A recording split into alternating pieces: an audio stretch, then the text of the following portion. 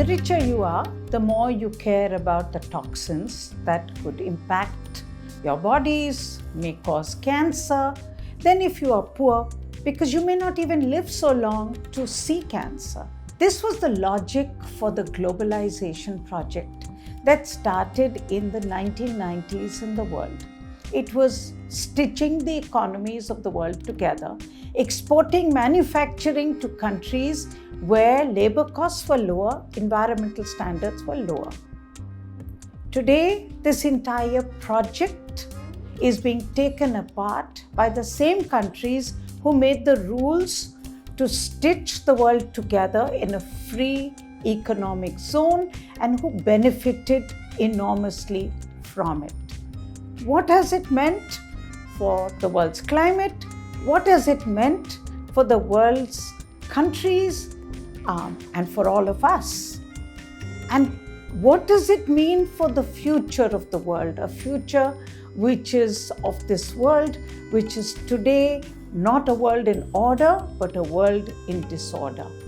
Can we build from the ashes today to look at a new form of globalization, which is built on localization, built on the economies of the very poor, built on their well-being?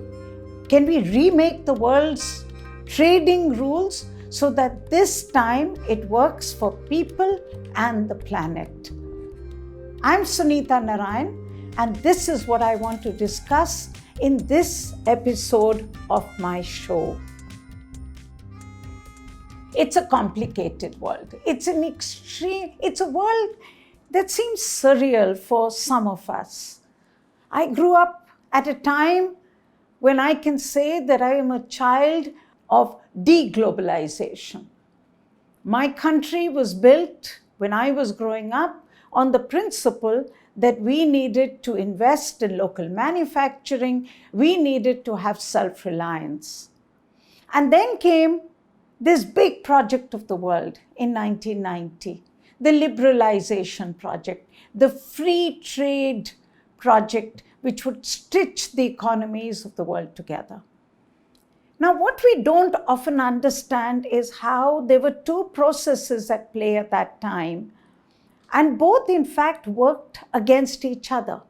I was in Rio in 1992 when the world was celebrating the fact that we would come together to have a framework agreement to combat climate change. Why? Because the world understood that what one country did in its own territory had an impact on another part of the world. So if the United States was growing, industrializing, and emitting CO2 emissions, it went into a common atmospheric space which would actually threaten the survival of, say, a country like India or Bangladesh. Remember, this was 1992, when all we understood was that it would lead to weird weather events, what we are seeing today in our world. But let's stay with 1992. So the world came together to have an agreement to make rules so that we could live under this one planet Earth. Ecological globalization is what we often call it. But what we did not connect the dots and did not see the impact of was simultaneously the world was also coming together in an economic globalization project in which the economies of the world would be stitched together under a free trade agreement. The World Trade Organization was set up, and this happened in spite of huge protests that were happening in countries like India against these trade rules, because they were seen to be rules that would endanger, hurt the interests of small producers. But we went ahead. We made these rules. The economies were stitched together. And in 2001, when China joined the World Trade Organization, the world completely changed. Here was this massive country, huge population, frankly, no rules at that time for labor or environmental standards, and production moved lock, stock and barrel to China. It became the world's manufacturing powerhouse. Okay? We know that today. But what we don't often consider is what was the impact of this? Both on the economy, we often think about, but what about climate change? So let me just explain this to you. So in 1990, China's emissions were only 5% of the global CO2 emissions. By 2019, they had become 21%. And today, China has overtaken the United States and is the world's largest emitter of greenhouse gas emissions. It is the largest emitter of greenhouse gas emissions because it is producing for the rest of the world. Now, the tragedy in all this was that under the climate change agreement that we signed in Rio, the rich world was to reduce and the rest of the world was to increase. All this would have still worked out if China had increased its emissions, if the rich countries of the world, Europe, the United States, Australia, Canada, Japan, that group of countries had reduced their emissions substantially. But the tragedy is they did not. They exported their manufacturing to countries like China and to many other countries after that. The emissions of these countries went up. The rich world did not reduce. And the result of it today is that we are staring at the prospect that we will now breach 1.5 degrees centigrade rise. That was the guardrail. It was what scientists told us would be something that they cannot even tell us how bad things will be after the world breaches that 1.5 degree temperature rise over the pre-industrial period. We are staring at that today. We talk about this, we live it, we know the reality of climate change as it is breaking in our world. If you cut to 2025, we have a new ruler of the free world. He says that his country has actually been cheated out of this globalization project. He says he wants to reverse this so that he can put tariffs on countries, and the aim of the tariffs is that manufacturing would come back to the shores of the United States. Now, it's still an open question whether the US will be able to restart the manufacturing at the scale that is needed. What would it mean in terms of the emissions of the United States? What would it mean in terms of the environmental regulations that would be required, the labor that would be required? That's a separate question, and we will continue to discuss it. But the fact is, there is a reversal that is now being discussed. And I call this the revenge of the rich. We have to understand that this was coming. The Donald Trump break in globalization, the rewriting of the rules of globalization is not a fluke. It is not an accident. It is something that has been building in the world. And it has been building because the rich in the world have felt that they have not benefited from this globalization project. They have lost jobs, and even though wealth has increased in these countries, that wealth has not been distributed. And as a result of it, there is huge discontent, and that is showing up in the rise of parties with right-wing ideology. It is showing up as the anger of the youth, which are worried more about the loss of their jobs, about their future, than they are even about climate change. So globalization as a project is today something that is being questioned by the very countries who made those rules. Now, what happens to us? And that's really what I want to focus on. The fact is, our economies are built on the premise that we will build for the consumption of others. The economic growth model has been one which is founded on manufacture, not for your own consumption, but for the consumption of others. We want to be like China. All countries in the developing world are somewhere on that ladder where China is on the top and all of us are somewhere on some rung of that ladder wanting to climb up so that we can increase our manufacturing and export it so that the rich can consume it, and that way we build our economic future. This is today a question that we should be asking, that is this really the model that works for climate change? Is this the model that works for the well-being of people? And I say this because of what I've just explained to you, that this model has actually meant that it has worked against climate change, where the emissions have increased rather than decreased and have taken us to the edge of this precipice. I say this also because it hasn't even worked for the countries where it was designed to work. That it is the revenge of the rich, where the countries who designed this project so that they would benefit. They did not design it for the farmers of India.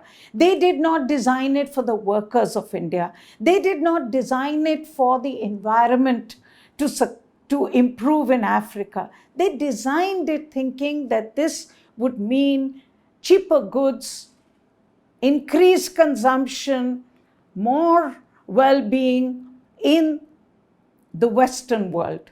Their economic growth was the basis of this globalization project. And it has failed even for them. So I think this is an opportunity for us to rethink, what does the future mean? Can we now think about rewriting the rules of global trade so that they can work for people and they can work for the planet? And let me give you some ideas which I will continue to discuss with you because these require us to keep speaking and understanding what the future could mean. First, let's take the issue of consumption. We know the key reason why the United States, why Mr. Trump is able to flex his muscles and get every country in the world virtually to come to negotiate with him, even on unequal terms, is because the United States is the world's largest consumer of household goods. Look at the figures. 4% of the world population consumes over 30% of the world's household goods. It is this consumption which is at the core of the climate change crisis. Look at China. Over 17% of the world population, but still only 12% of the consumption of goods in the world. The fact is, I can say to you, consumption is bad for the environment. But it is also a fact that consumption is critical for economic growth. So the question that we have today is, can we reinvent this pattern of a consumption-led economic growth model so that it can be done differently? Now, when I say this, it really means that we need consumption to happen at the very bottom of the pile. We need consumption to be deepened so that people, local people, poor people, can actually have goods to consume which are important for their well-being. It means putting wealth in the hands of the very poor in the world so that this can be a consumption-led model, but in a way that it accepts the limits on consumption in the world. It is not a gluttonous model where you keep consuming till you run out of the resources of the planet. It is a model built on the well-being and on consumption where the poor have wealth in their hands. Now, this also means that you're really talking about a globalization project which is built on localization, which is built on building a green economy at its very roots so that you can get more and more wealth in the hands of the poorest of the world. And they can then add to the consumption of their households for their well-being. I'll give you a simple example. Take Ghana, one of the world's largest cocoa producing countries. Do you know that Ghana, if it exports raw cocoa, say to the European Union, pays no tariff, is charged no tariff for it, which means that it can export its cocoa without really being charged any tariff. But the minute Ghana exports chocolate to the rich countries, say European Union, it has got a tax of 30%, which then means that Ghana does not have the ability to be able to invest in value addition in its own country using its own resources.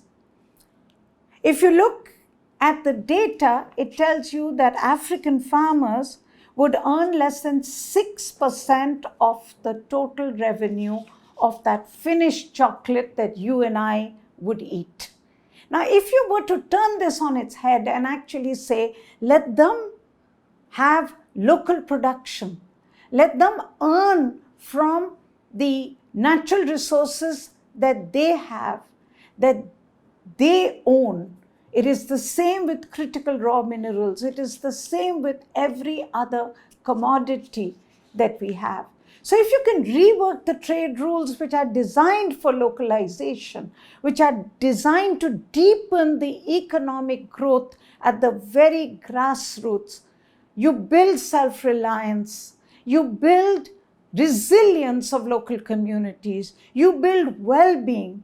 Today, the world's biggest crisis is migration, where we are finding insecurity in the rich world, on one hand because of a loss of jobs because of the globalization project, on the other hand because of what they feel are the hordes of migrants coming in, taking away the few jobs that are there.